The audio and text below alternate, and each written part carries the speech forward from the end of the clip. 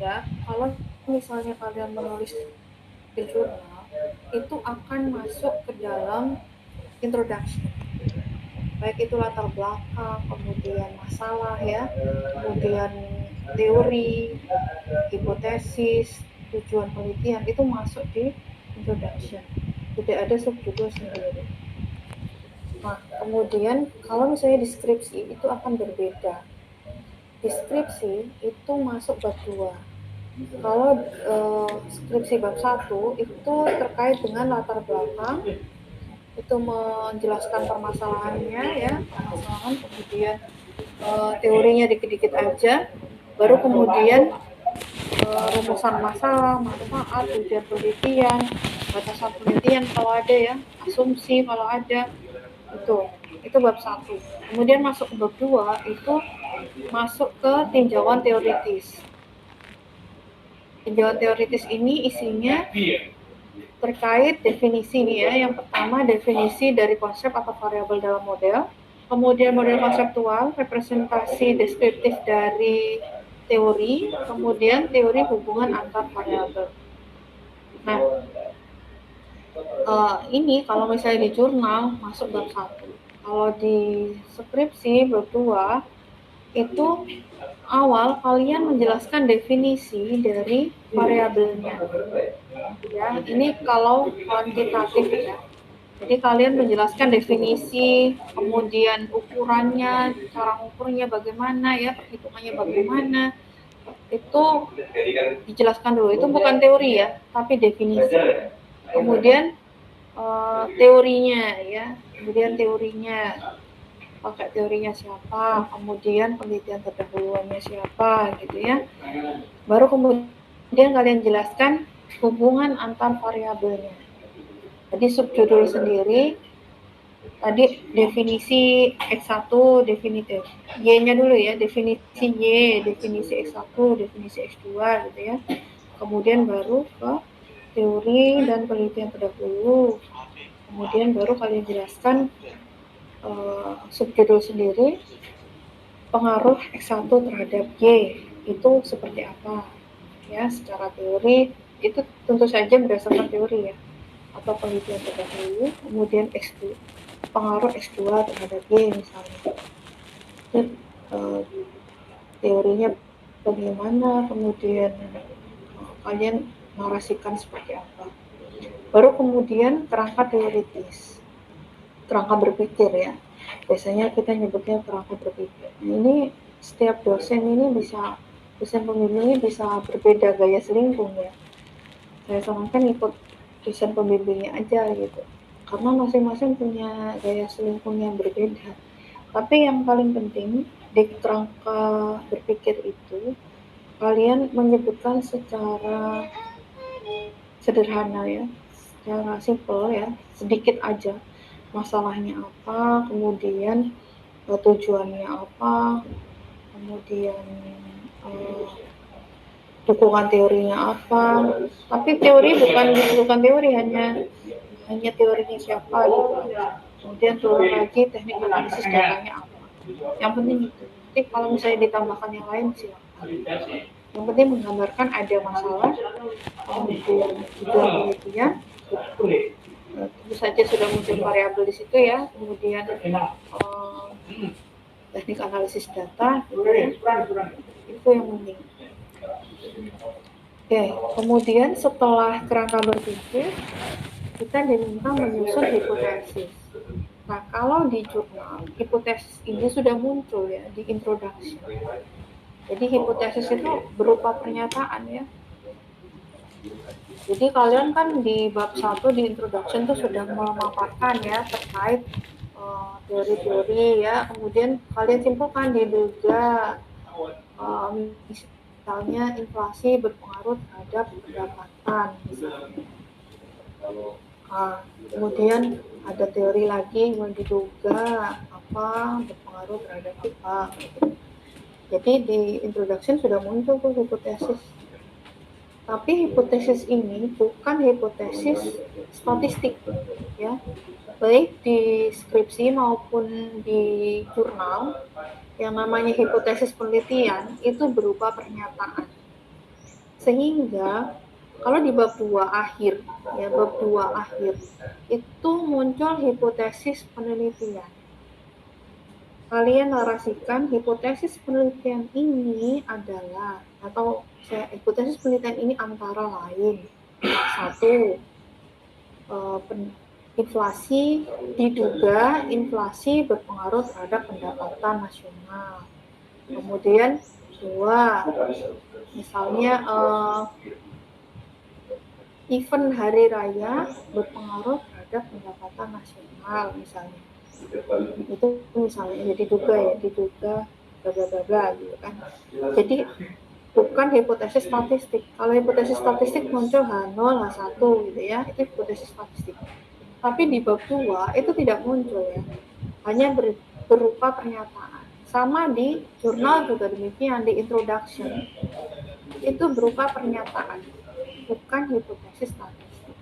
Kalau hipotesis statistik kan muncul H0, H1 gitu ya, untuk diuji. Kemudian kriteria pengujiannya apa? Misalnya probabilitas T hitung lebih kecil dari alfa, berarti ada pengaruh variabel A terhadap B misalnya. Itu kan kriteria, ada hipotesis yang akan diuji dan kriteria pengujiannya. Itu akan muncul di bab 3 di metode penelitian ya. Tapi di tinjauan teoritis di bab 2 itu tidak muncul. Oke, hanya berupa pernyataan. Oke. Sampai sini dulu, ada pertanyaan teman-teman? Oke, saya lanjutkan variabel ya. Seringkali teman-teman mendengar variabel ya, baik di statistik, ekonometrika gitu ya, atau matematika ya. Ini variabel ini apapun yang dapat membedakan atau mengubah nilai. Minimal ada dua pembeda. Ya, kalau misalnya objek kalian, satu objek itu nilainya sama semua, maka itu tidak bisa disebut sebagai variabel. Apa ada Bu yang masih melakukan kesalahan itu? Masih ada. Jadi nilainya sama semua gitu ya. Masih memaksakan untuk menganggap itu sebagai variabel. Mohon maaf, ini suara saya jelas ya teman-teman ya? Jelas Bu. Oke. Saya pakai headset, khawatir nggak ini. Oke, jadi begini teman-teman. Misal ya, kalian ingin meneliti terkait pengaruh gender terhadap konsumsi mahasiswa kelas 2022C misalnya. Nah, gender misalnya di satu kelas tuh ada dua, ada laki-laki dan perempuan. Nah, itu bisa disebut sebagai variabel. Jadi minimal ada dua pembeda. Tapi misalnya dalam satu kelas itu, misalnya di pesantren ya, itu satu kelas cowok semua atau satu kelas cewek semua, maka itu tidak bisa disebut sebagai variabel. Kecuali kalian mencampur misalnya antara kelas apa dengan kelas apa ya, yang itu laki-laki dan perempuan. Nah, itu bisa. Tapi kalau dalam satu kelas itu laki-laki semua atau perempuan semua, maka gender itu tidak bisa menjadi variabel. Atau misalnya ada dua gendernya, laki-laki dan perempuan. Tapi ternyata ketika kalian cari datanya, konsumsi mahasiswa 2022C misalnya rata-rata itu 1 juta per bulan. Nah, kebanyakan 1 juta. Tidak ada yang selain 1 juta. Maka itu juga tidak bisa disebut sebagai variabel. Kalian bisa cari variabel lain, atau kalian bisa mengukur dengan hal yang lain. Jadi mengukurnya itu beda, tidak bisa konsumsi.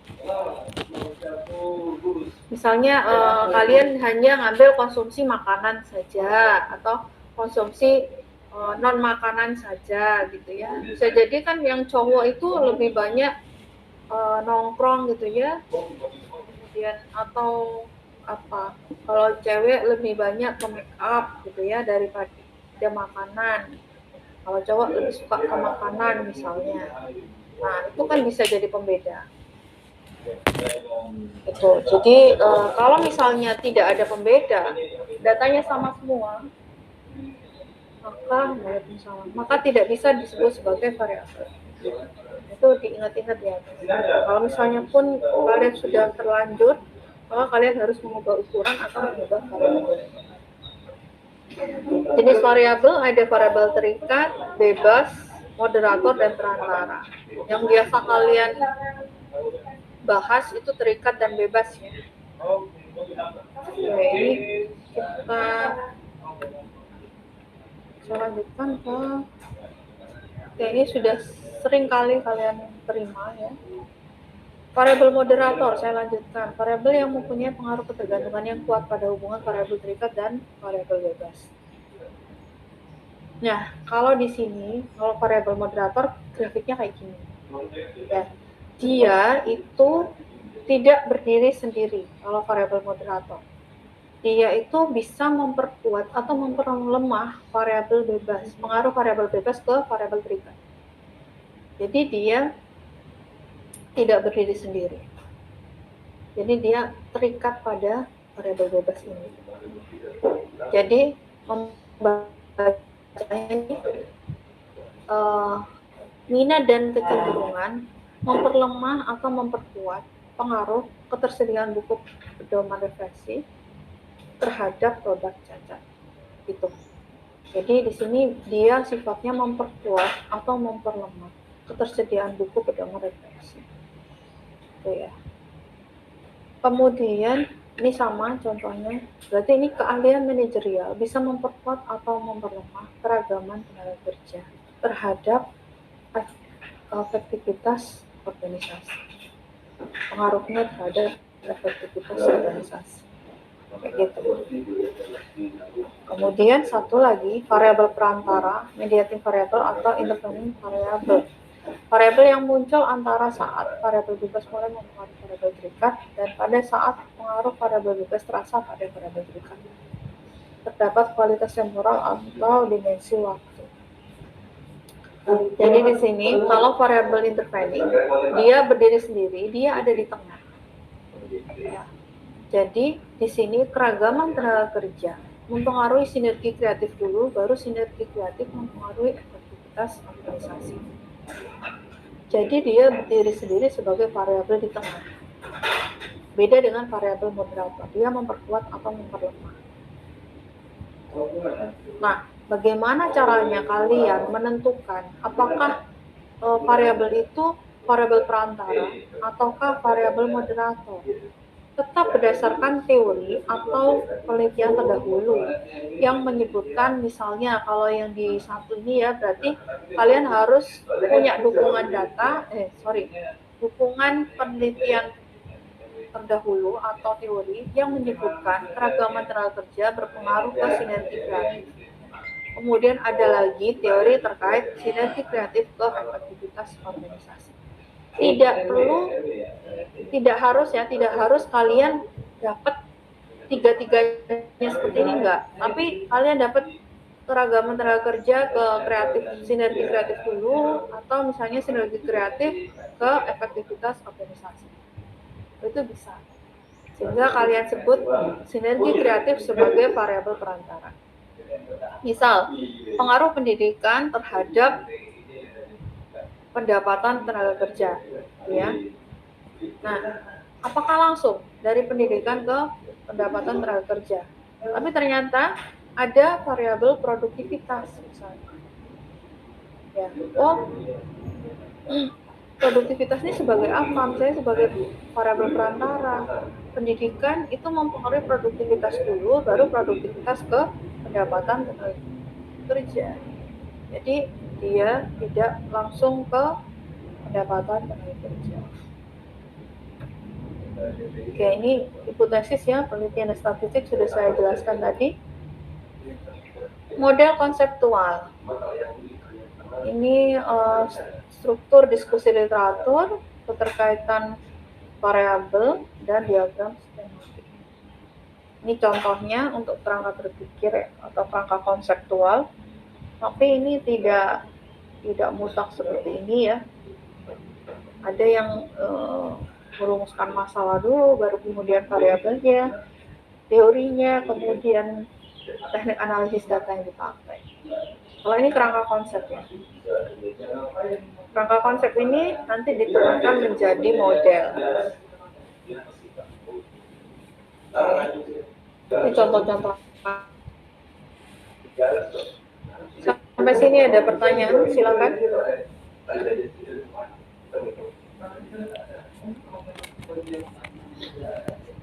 Silakan teman-teman. Ada pertanyaan? Sebelum saya lanjutkan. Nggak ada? Oke. Saya lanjutkan ke desain penelitian ya.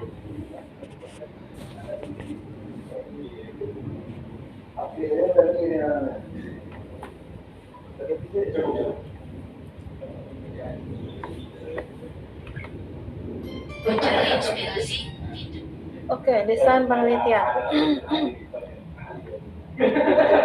adalah rencana untuk pengumpulan, pengukuran, dan analisis data berdasarkan pertanyaan penelitian dari studi. Perlu diperhatikan bahwa semakin ketat dan canggih desain penelitian, semakin besar waktu, biaya, dan sumber daya lain yang akan digunakan.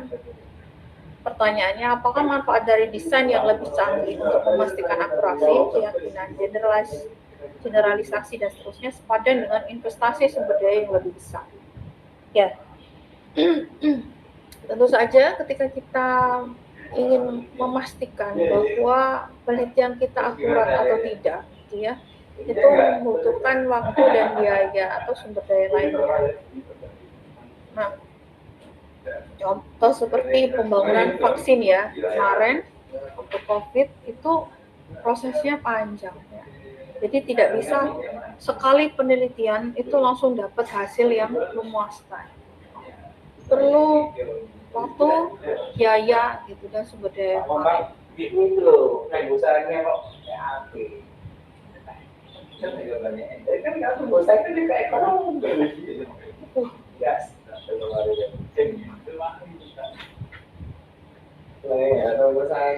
Ya, jadi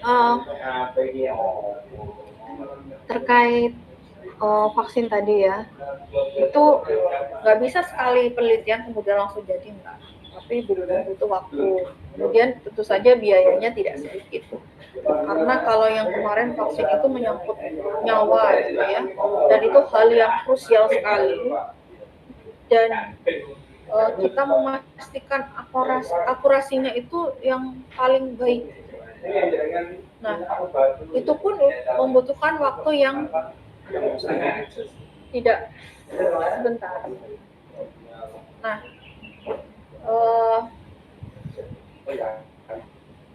sehingga maksud saya, kalau misalnya kalian melakukan penelitian dan akurasinya tidak bisa sampai misalnya 100% gitu ya, nggak apa-apa. Jadi misalnya kalian meneliti, kemudian akurasinya hanya 90%, ya nggak apa-apa ya, biarin aja. Kenapa? Kalau misalnya kalian harus memastikan itu sampai 100%, biaya lagi gitu kan. Ya syukur kalau misalnya satu kali sudah langsung balik gitu ya. Tapi kalaupun misalnya nggak bisa gitu, nggak masalah. Karena kalau misalnya kalian nambah waktu lagi, kemudian nambah biaya lagi gitu kan. Jadi teman-teman ini kadang ini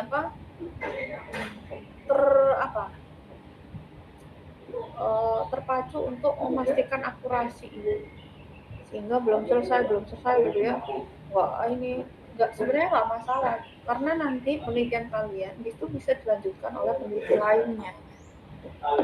Jadi peneliti yang sama yang meneruskan penelitian kalian itu juga bisa. Jadi nggak harus selesai di kalian. Misalnya pun 90% ya nggak apa-apa. Kayak vaksin juga nggak langsung selesai kan? Tahap 1 kurang apa, tahap 2 kurang apa gitu ya, tahap 3 kurang apa, akhirnya sampai kalau karena vaksin ini ada pembiayaan dan kita bekerja keras untuk itu kemarin ya, jadinya akhirnya kita dapat yang baik gitu. dan itu pun rentan ya, rentan korupsi, rentan apa gitu, karena itu rentan mafia juga, karena terkait dengan keselamatan banyak orang. Tujuan studi ada eksploratif, deskriptif, dan kausal. Studi eksploratif ini kualitatif ya, kita berusaha mengeksplor lebih dalam lagi suatu permasalahan atau fenomena gitu ya. Nah, itu eksploratif. Atau misalnya kita ingin tahu lebih dalam terkait seseorang, kalian ingin bikin biografi misalnya terkait Bu Sri Mulyani gitu ya, bagaimana dia menyusun strategi keuangan, strategi perekonomian sehingga kita baik sekali gitu ya. Nah, kalian bisa mendalami lebih dalam lagi karakter Bu Sri Mulyani seperti apa. Kalian perlu untuk observasi, wawancara orang terdekat gitu ya. Itu untuk studi eksploratif. Gak bisa kita hanya di sini nonton TV kemudian kita simpulkan Bu Sri Mulyani seperti apa, nggak bisa. Kalian paling tidak harus pernah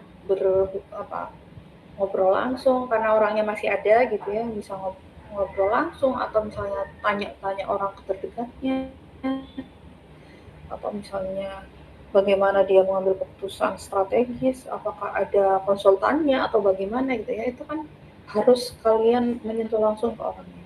Atau misalnya yang lagi tuh Gus Idam ya, ini lagi ngetren ya Gus Idam, bagaimana kemarin tuh Pak Ajib mengajukan penelitian terkait Gus Idam ya, ekonomi Islam ya, itu terkait Gus Idam, bagaimana pengaruh apa ya kemarin judulnya, kalau nggak salah pengaruh Gus Idam terhadap wirausaha apa ya, masyarakat ya. Itu jadi itu juga bisa sebagai biografi, juga bisa bagaimana muatan-muatan dakwahnya Gus Idam, bagaimana mempengaruhi masyarakat, itu juga bisa. Itu studi eksploratif, kita menggali lebih dalam lagi ya, gitu. Eksploratif. Atau misalnya kalian pengen bikin biografinya Pak Hendri gitu ya, bagaimana Pak Hendri dalam keseharian sebagai ekonom gitu ya, di rumah bagaimana menerapkan ilmu ekonomi, bagaimana kayak gitu, itu juga bisa. Oke. Tapi kalau eksploratif ini tidak dapat digeneralisasikan ya untuk populasi ya. Jadi dia sifatnya hanya berlaku untuk objek kita itu saja gitu, nggak bisa digeneralisasi di banyak objek ya. Kemudian studi deskriptif seringkali desain untuk mengumpulkan data yang menjelaskan karakteristik orang, kejadian atau situasi, melibatkan pengumpulan data kuantitatif, tapi juga memerlukan pengumpulan informasi kualitatif. Jadi studi deskriptif ini bisa kuantitatif, bisa kualitatif. Dia berupa narasi yang naratif. Atau misalnya kalau di ekonomi ya, itu studi deskriptif itu biasanya menggunakan pendekatan matematis. Kalian kalau pernah dengar mungkin ketimpangan pendapatan ya pakai indeks Gini, atau misalnya pakai indeks Williamson, atau misalnya analisis Shifter, analisis input output, kemudian programasi linier, kemudian matriks ya, kemudian apalagi game teori ya, itu studi deskriptif itu. Jadi kalian hanya menghitung saja ya, menghitung berapa sih ketimpangannya, bagaimana perbandingannya dengan daerah lain misalnya, atau misalnya kalian aglomerasi ya, aglomerasi industri, aglomerasi perekonomian, itu masuk studi deskriptif. Jadi kita hanya memaparkan data yang ada tanpa melihat kausalitas atau hubungan antar variabel. Itu studi deskriptif. Boleh tabu seperti itu, boleh aja. Coba cek itu penelitian-penelitian artikel-artikel tuh, banyak yang seperti itu. Analisis Shifter Jawa Timur misalnya, analisis input output ya, itu basicnya itu matematis, bukan statistik ya, bukan hubungan antar variabel ya. Itu kemudian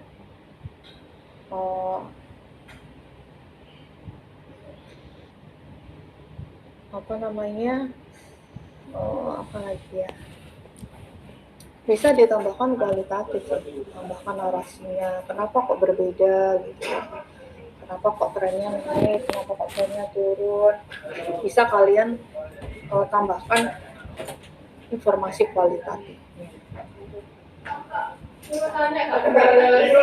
Kemudian studi kausal, ini inti dari pendekatan ilmiah untuk menguji apakah suatu variabel menyebabkan variabel lain berubah. Nah, ini hubungan antar variabel ya, kalau kausal.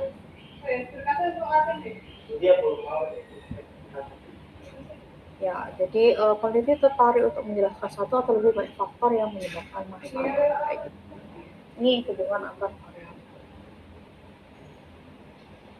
Tingkat intervensi peneliti terhadap studi, ada yang minimal, ada yang sedang atau berlebih. Kalau minimal, berarti mengamati kejadian-kejadian sebagaimana hal tersebut terjadi secara normal atau korelasional. Kalau intervensi sedang atau berlebihan tergantung pada manipulasi dan atau kontrol dan atau simulasi. Ini kausal. Jadi intervensi itu bisa minimal, bisa sedang atau berlebih. Kalau situasi studi diatur versus tidak diatur. Ini kalau tidak diatur tuh berarti intervensinya minimal tadi. Kalau diatur berarti intervensinya sedang atau berat. Bisa eksperimen lapangan, bisa eksperimen laboratorium. Kalau eksperimen lapangan ini ada intervensi, tapi masih ada situasi yang alami, gitu ya. Kalau laboratorium itu benar-benar kita melakukan kontrol yang tinggi, ya, manipulasinya itu tinggi ya terhadap situasi ya. Tuh. Jadi kalau misalnya eksperimen lapangan, misal studi sosial misalnya ya, kita mengundang artis, bukan artis sih sebenarnya. Misalnya kita mengundang anak-anak dengan orang tuanya, dan kemudian orang tua ini berpura-pura memarahi si anak.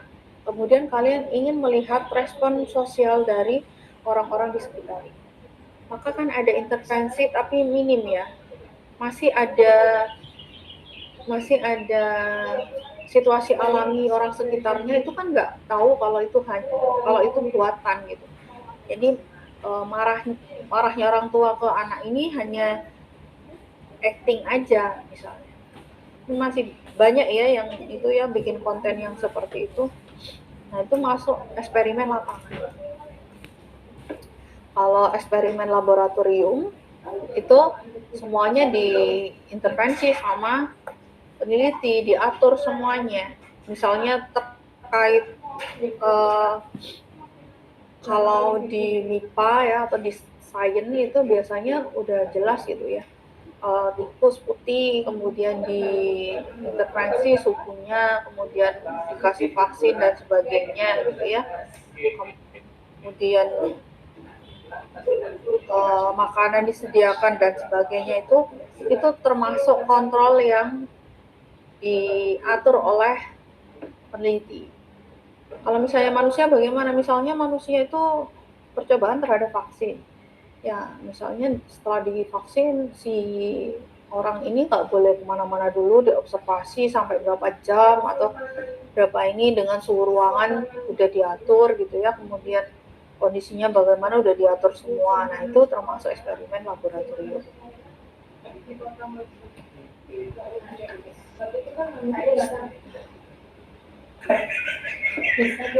Strategi penelitian ini ada eksperimen, penelitian survei. Gak apa-apa lanjut aja. Aku lagi sensi kalau dengerin simpanan pokok. Biasa. Oke, lanjut. Ada observasi, ada studi kasus, teori dasar, penelitian tindakan, dan metode sampel. Nah, kalau eksperimen ini studi kausal ya, hubungan antar variabel, kemudian penelitiannya jenis deduktif atau kuantitatif. Penelitian survei ini terkait dengan pengumpulan informasinya yang besar gitu ya. Kemudian studinya eksploratif, deskriptif, dan kausal. Ada instrumen survei berupa angket pertanyaan, wawancara, observasi terstruktur, dan yang lain. Kemudian observasi, ini mengumpulkan data pada tindakan dan perilaku orang-orang, datang ke lingkungan alami dari orang-orang, melihat apa yang mereka kerjakan, menganalisis dan menginterpretasikan apa yang dilihat. Pengamatan, pencatatan, analisis, interpretasi perilaku, tindakan atau kejadian yang berencana. Nah, ini bisa dimensinya ada kontrol di lingkungan buatan atau lingkungan alami, kemudian pengamat, observer, kita sebagai peneliti itu bisa menjadi partisipan atau non-partisipan. Kalau partisipan itu nanti hasilnya akan berbeda dengan non-partisipan. Kalau partisipan itu kita terjun langsung ke masyarakat yang kita observasi. Kita menjadi bagian dari mereka, kita ikut merasakan apa yang mereka rasakan gitu ya. Itu sebagai observer partisipan. Itu akan berbeda dengan non-partisipan. Non-partisipan itu kita di luar lingkungan, di luar masyarakat itu tadi ya. Cuma kita ngapati aja. Tapi kita tidak menjadi bagian dari mereka. Pernah nonton Sidul Anak Sekolah? Nah, itu apa namanya, film jadul ya. Itu Cornelia Agatha, itu pacarnya Sidul. Saya lupa namanya di film siapa ya. Cornelia Agatha itu pacarnya Sidul. Nah, dia itu melakukan penelitian itu di tempatnya Sidul. Ya, dia ke tempatnya Sidul untuk melihat budayanya orang Betawi gitu ya. Jadi dia ikut merasakan langsung gitu ke masyarakat Betawi itu tadi, kemudian dia observasi, kemudian dia tuangkan ke penelitian. Nah, itu yang partisipan. Kalau non partisipan ya kita di luar itu ngamati aja gitu. Tapi kita tidak menjadi bagian untuk mereka. Kemudian struktur, sejauh mana observasi difokuskan sudah ditentukan sebelumnya, sistematik dan bersifat kuantitatif. Kemudian penyembunyian observasi ini juga akan berbeda. Ketika kalian memberitahu kelompok sosial yang diteliti bahwa mereka sedang diteliti atau tidak, itu akan berbeda hasilnya kalian memberitahu dan tidak. Kecenderungan masyarakat itu kalau misalnya diberitahu kalau mereka sedang diobservasi, maka mereka akan cenderung memanipulasi hasil yang nggak biasanya gitu. Jadi hasilnya ya nggak sesuai dengan kenyataan atau nggak sesuai dengan kebiasaan yang biasa mereka lakukan. Misalnya mereka ditanya terkait kemiskinan gitu ya. Pak, saya ini lagi mau observasi Bapak, apakah Bapak miskin atau tidak? Wes, langsung dia membuat dirinya menjadi miskin gitu ya, supaya dapat bantuan kayak gitu. Jadi apakah itu terjadi? Jadi ada yang seperti itu. Jadi kalau misalnya izin atau tidak itu ada konsekuensinya tersendiri. Kalau misalnya tidak diberitahu, maka konsekuensinya kalau dia diberitahu konsekuensinya hasilnya tidak sesuai kenyataan. Tapi kalau misalnya tidak diberitahu, itu juga ada konsekuensinya. Misalnya apa yang kalian tuliskan itu tidak sesuai, kalian bisa diprotes oleh mereka. Saya pernah itu dulu gabung dengan majalah Epos ya, waktu mahasiswa dulu. Nah, saya itu mau observasi tentang pengemis jalanan anak kecil ya. Nah, yang nulis itu teman saya. Jadi nulisnya itu tidak dipercantik, tidak dipoles gitu ya. Dia menulis gitu ya sesuai fakta, tidak dipoles sama sekali. Tapi ternyata itu mendapatkan protes gitu dari si ibunya anak kecil tadi. Jadi tulisannya itu seolah-olah si ibu ini mengeksploitasi si anak. Gitu. Sehingga si ibu ini nggak terima dong dibilang kayak gitu, akhirnya protes lah ke kami. Nah itu contohnya ya, contoh kalau misalnya kalian menyembunyikan atau tidak menyembunyikan, ada konsekuensinya masing-masing. Mungkin misalnya kalian observasi, kalian awalnya nggak usah bilang dulu gitu ya kalau kalian sedang observasi, tapi nanti setelahnya kalian kalian memberikan hasil kerja kalian pada mereka, kalian ini konfirmasi ulang mereka setuju atau tidak, seperti itu. Studi kasus ini berfokus pada pengumpulan informasi terkait objek tertentu, acara atau kegiatan seperti unit atau organisasi bisnis tertentu. Nah, kalau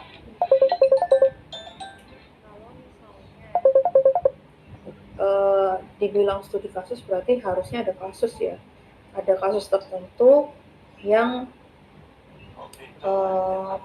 yang ingin diinvestigasi.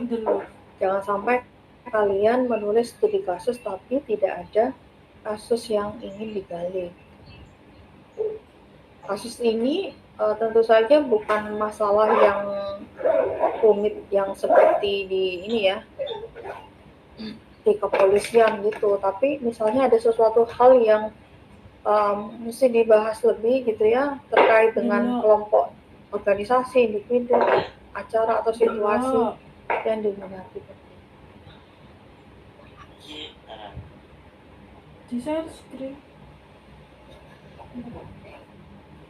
Ya, itu ya. Jadi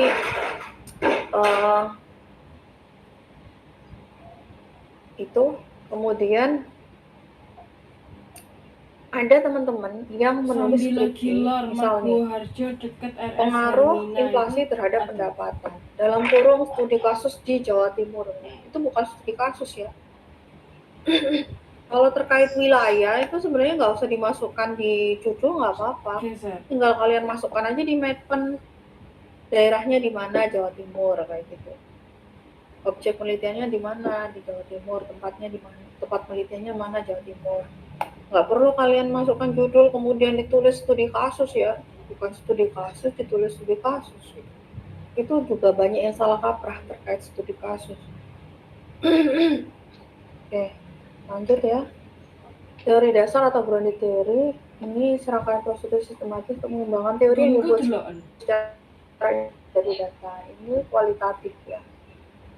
Nah, hasilnya tidak harus berupa model ya, tapi berupa pernyataan juga boleh. Misalnya dampak pasar malam terhadap dampak adanya pasar malam ya. Misalnya ada pendidikan, kesehatan, apalagi gitu ya. Kemudian ya hanya berupa pernyataan gitu boleh. Ya, tidak harus berupa model. Kalau misalnya dilanjutkan menjadi penelitian eksperimen, baru nanti dibangun modelnya berdasarkan teori dasar. Tidak harus model ya, blueprint juga boleh, yang lainnya juga boleh. Ini berdasarkan pernyataan juga boleh. Penelitian tindakan atau action research ini biasanya kita memberikan intervensi ya, tindakan terhadap objek tertentu, kemudian kita bandingkan dengan objek yang lain. Ini penelitian tindakan. Misalnya ada penelitian tindakan kelas ya. Kita ingin menguji coba kelas A dan kelas B. Misalnya yang kelas A kita kontrol, kita terapkan metode pembelajaran A misalnya. Yang kelas B tidak. Ini kita bandingkan hasil belajarnya bagaimana. Itu penelitian tindakan. Jadi kita melakukan tindakan tertentu, kemudian kita bandingkan. Metode campuran ini bisa campuran antara studi eksploratif dan eksperimen. Jadi, campuran antara metode kuantitatif dan kualitatif. Boleh dari eksploratif dulu baru eksperimen, atau dibalik juga boleh, eksperimen dulu baru eksploratif. Itu juga boleh.